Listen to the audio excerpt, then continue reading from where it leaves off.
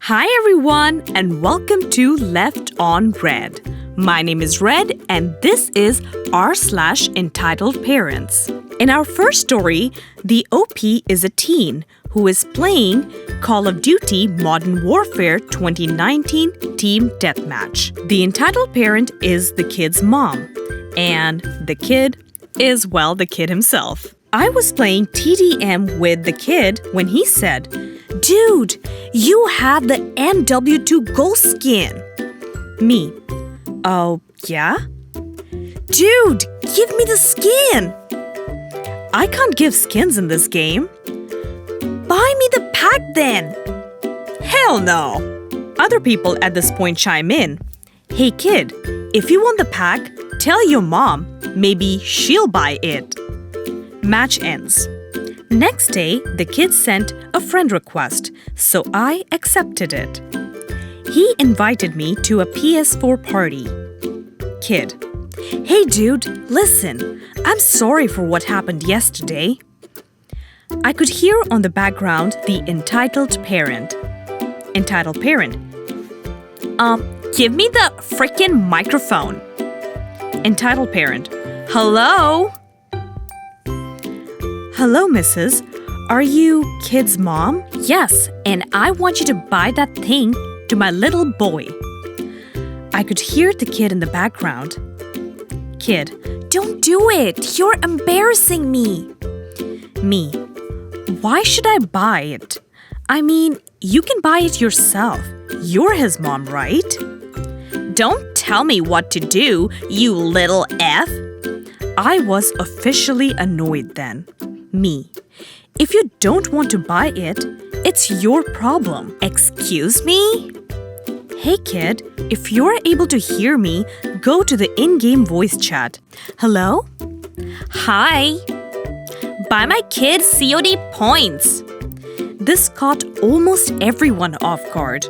4 of my teammates started to laugh, as I did. Me, "Ma'am, I don't have a credit card or money." Entitled parent, "I don't care. I'll ban your account if you don't." I realized that maybe the kid was even more mature than his mother. My teammates started to laugh harder. One of my teammates wasn't laughing, but he was listening. Let's call him, nice guy? Nice guy. "Ma'am, he's a kid. Leave him alone." He was only 26 years old, but his voice was super low, and the entitled parent did not react. It cost her about 30 seconds to start talking trash again. Me, "Hey, a nice guy's username? You don't have to do this. Let me deal with her." We went to the party chat. Entitled parent, "Come on, buy it." Me, "Listen, will you shut up?" "What did you say?" Me, I realized I was recording. "Ma'am, this is being recorded. Do you want to keep talking trash?" I wouldn't upload it to anywhere, but still. As I saw the mom kept talking trash, I was like, "You know what? You will shut up, buy the pack yourself with your money, and get out of here." Entitled parent, "What?" I left the party without letting her talk. After a few weeks, I played again with the kid. Never heard about his mom again. Kid, I'm sorry." I noticed he was about to cry. Me, "No worries. It is not your fault." Anyways, he was a nice boy. We kept playing together after that. OP, you seem like a kind, generous, and empathetic human being. I am so glad that you are continuing to play with this kid despite his mom's actions. I'm sure that kid must have been so embarrassed after that incident, and it is very nice of you to continue to play with him. Good on you. Our next story is by Faco5045.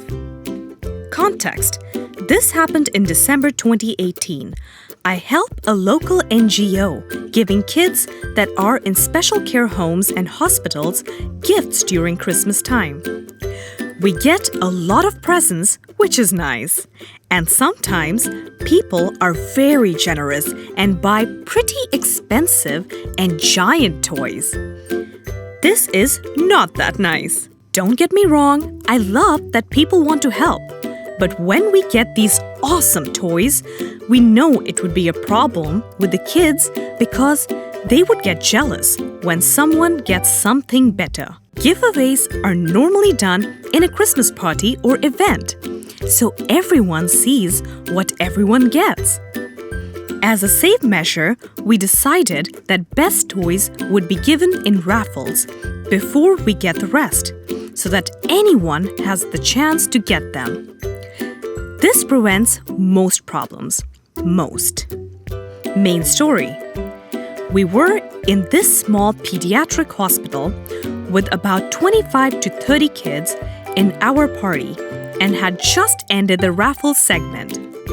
A 10-year-old kid we will call Charles had won an enormous Lego set, a pirate ship of some sort, if I remember correctly, which was roughly his own size. It was funny seeing him carrying it on his lap.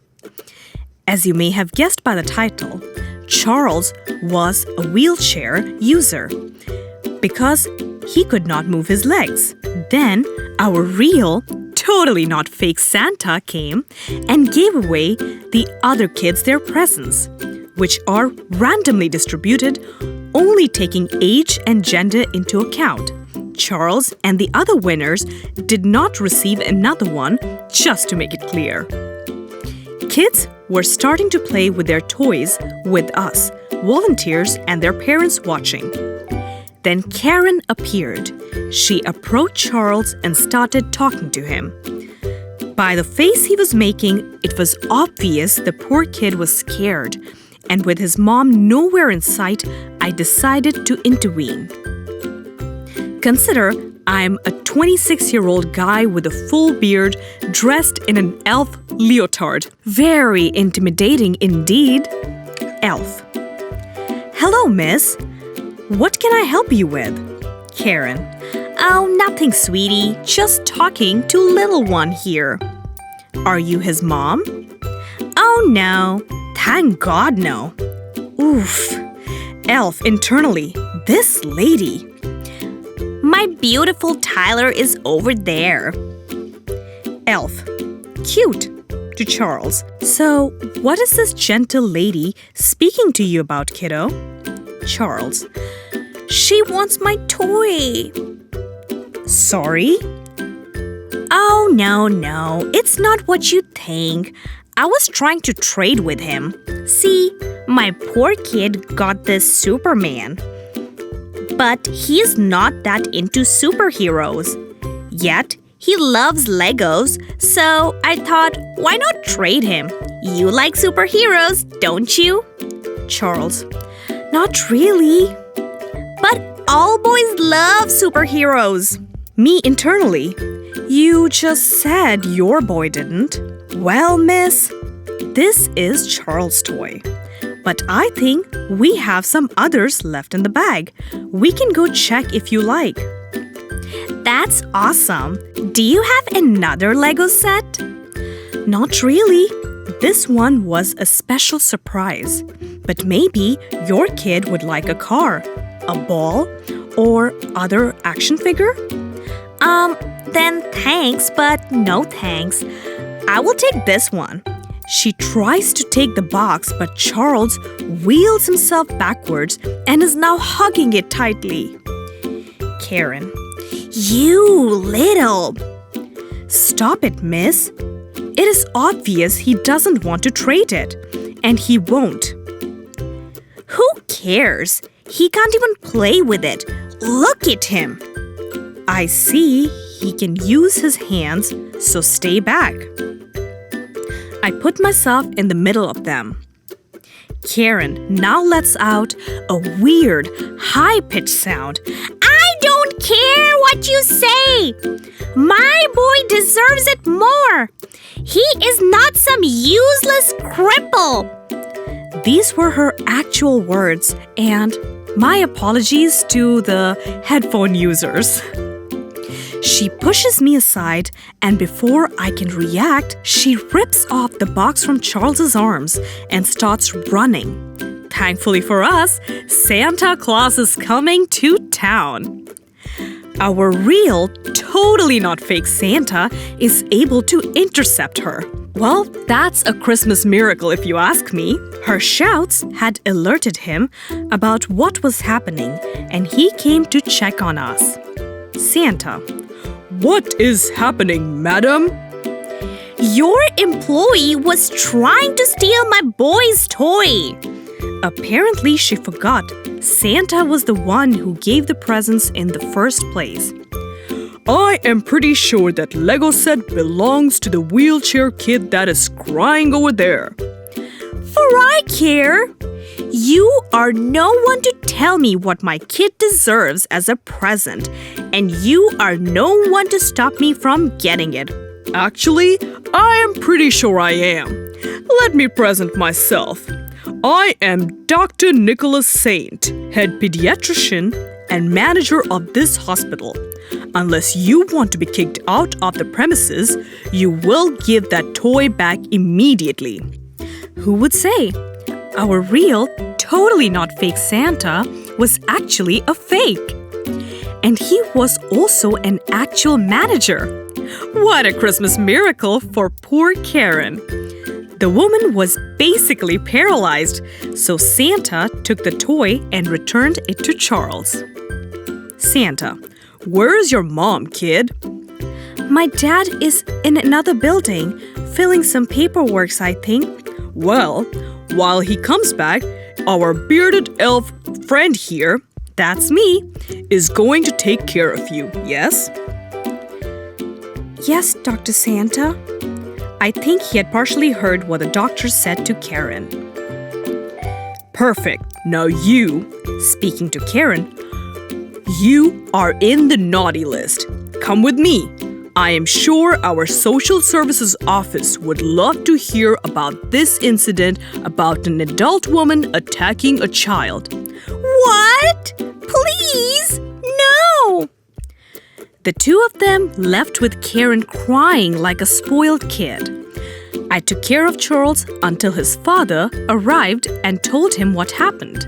He thanked me in return, and then we all could continue to enjoy the party. On a side note, I had the chance to meet Tyler, Karen's kid. He was mad about his mother trying to trade his Superman, which she had thrown on the floor before leaving. As far as I could see, he really liked superheroes after all. Thanks all for reading! What a feel-good story that was. And indeed, Santa is real. He is that doctor manager that put Karen in her place. Our next story is by Joe Baskin. This happened today, so I thought I'd share.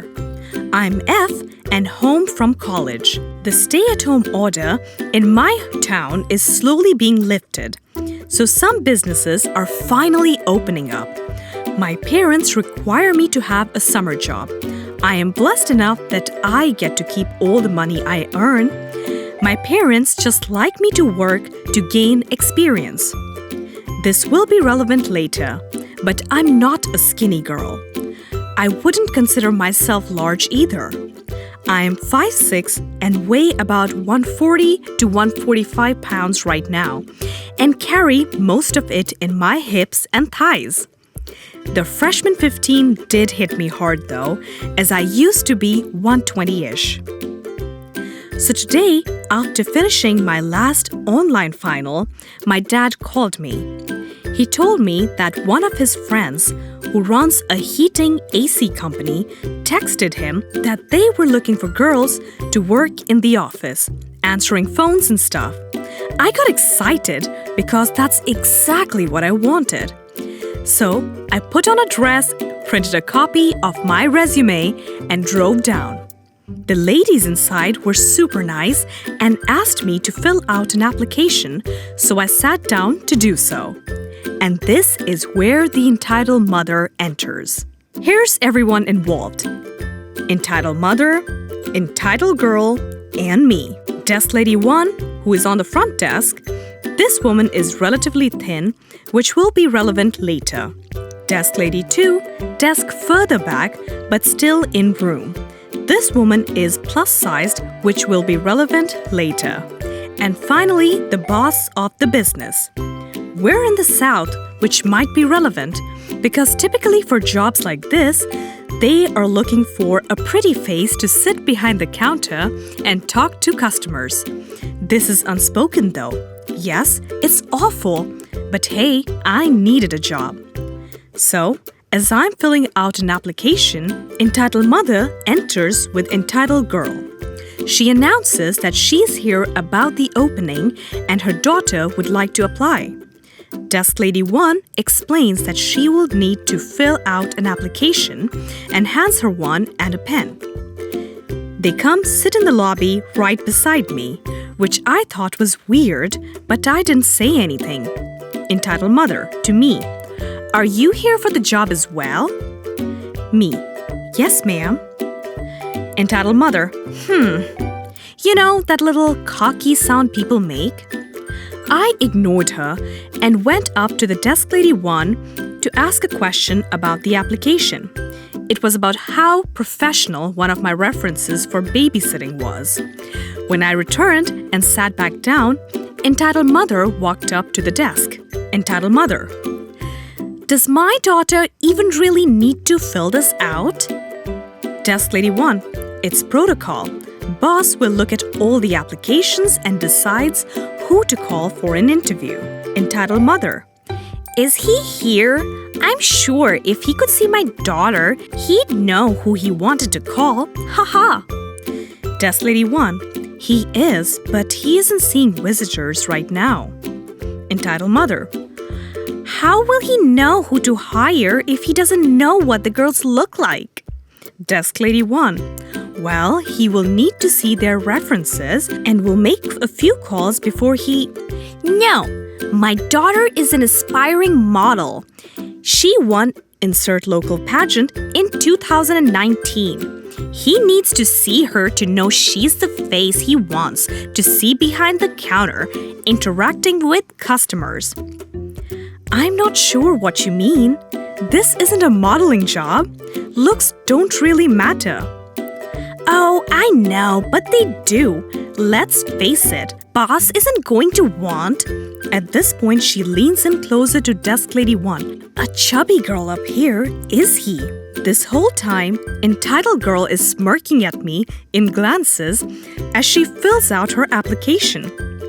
This caught the attention of Desk Lady 2 as well as mine, and we both looked up at this point. Desk Lady 2. Ma'am, I'm not sure what you mean. Entitled Mother. Oh, no disrespect.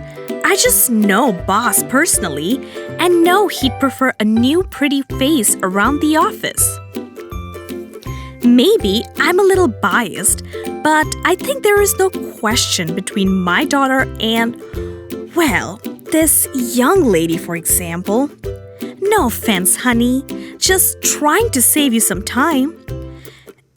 At this point, I'm in tears. I don't know if it was rage or the sting of her insult, but either way, I was not going to let her see me cry. So, I quickly got up and handed my application to Desk Lady 1 before trying to leave. Desk Lady 2, who is a plus-size woman. Sweetie, wait. Desk Lady 2. You say you know boss personally, right? Oh yes, we went to high school together. And you know him so well that you know he would prefer a skinny woman behind this desk.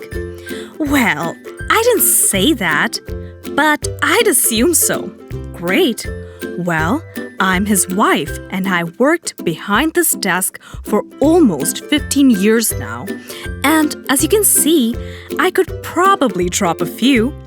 And I take personal offense to what you're saying about my husband and this young lady.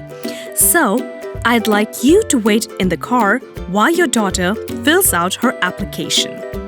Entitled Mother and Entitled Girl both stormed out at this point. Entitled girl took her application, so I don't know if she'll apply or not.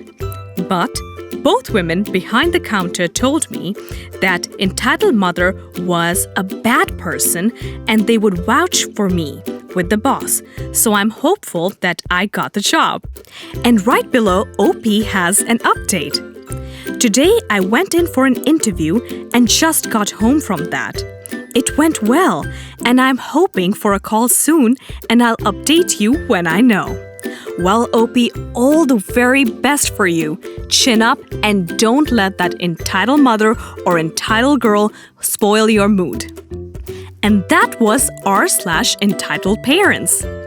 My name is Red, and this is Left on Red. And you would be very, very entitled if you do not like or subscribe at this point. Also, if you like this video, please press the bell notification button so that you get notified every time I put out a new video. Bye!